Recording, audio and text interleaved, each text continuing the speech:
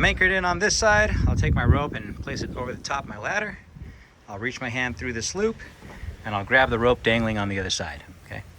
We'll pull this through, and as you adjust this, you want to make sure that the loop is centered on the corner of your ladder, okay? Now I'll take the loop and I'll hook it in. I'm using an unreasonable shackle over here. There we go. All right. And now this end here that's attached to my hank, I'm gonna pull this tight. Now if you look over here, you can see we're caught underneath the loop in the ladder, and so this is held into place. We can tighten this up more if we want. Let me show you how.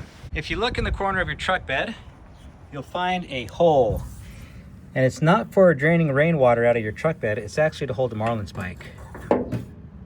So get your Marlinspike, take your tension side and place your Marlinspike right on top and pull in a loop.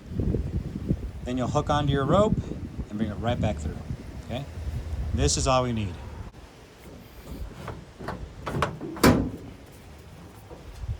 Add a couple half hitches and this ladder will not go anywhere. Got my rope anchored into the corner of my truck, thumb down grip, and I'll give it a twist. I'll throw that over my 2x4s, and then my working side, I'll give that a twist again, and I'll throw it on top, okay? We're gonna work what we've crossed over on the bottom, right over the top of our 2x4s. Here is a clove hitch, okay? We're gonna grab the top part of our clove hitch, we're gonna bring this up, give ourselves some room, okay? And now we'll take our two ends and we'll twist them side by side. There we go. Now we're locked in, and this is not gonna move around as we drive down the street. All right, from here we'll finish it off with the trucker's hitch of your choice.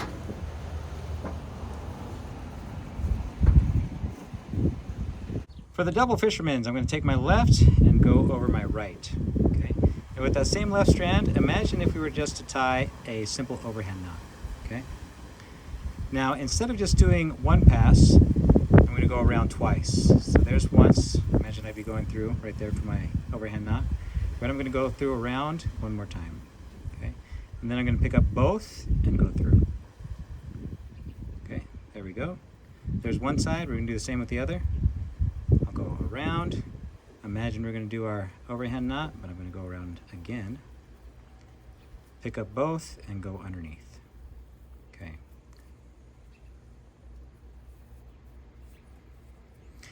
Now when you pull this tight, this is our double fisherman's bend. This is very stable. You see this chair in the background? That's what we're going to tie down, and I'm going to do a loop first before I tie in my fisherman's bend. So I'll go around here. Again, and then I'll run it through. There we go. Same thing on the other side.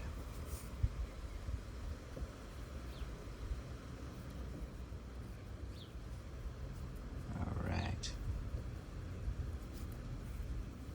Let me show you how to use this little rope ring now. You want to use one of these when your anchor points are high up on your bed and you don't have any in the corners. And so I'll grab my cord here. I already have it anchored off. I'll take my loop, run it through, create a big loop, and that's what's going to go around my chair, okay?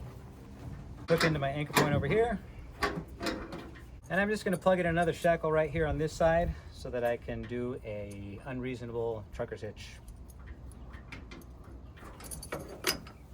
I pull this tight, and I'll just run my cord through my hooks a couple times. I'll pull this as tight as I want it to go. Now with this, I'm just going to treat it just like I'm anchoring a boat to a dock. Give this a twist and throw it on. Give this a twist and pull it on.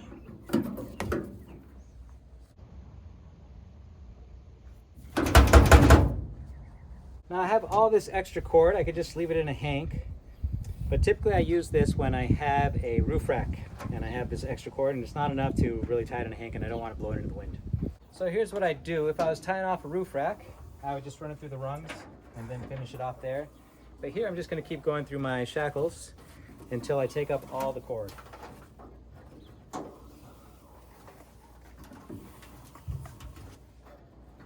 Okay, now we have this little piece here. Just like that fisherman's bend you saw, we're going to go around our rope 2 times and then pick it up and run it through. Okay. All right. Now this knot slides, which helps us keep all the tension we need to keep our rope nice and neat.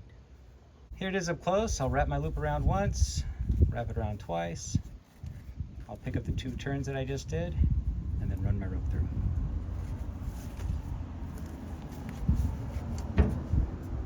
Thanks for watching. If you'd like to support my channel, you can pick up your very own unreasonable shackles at my shop, awesomeforsale.com.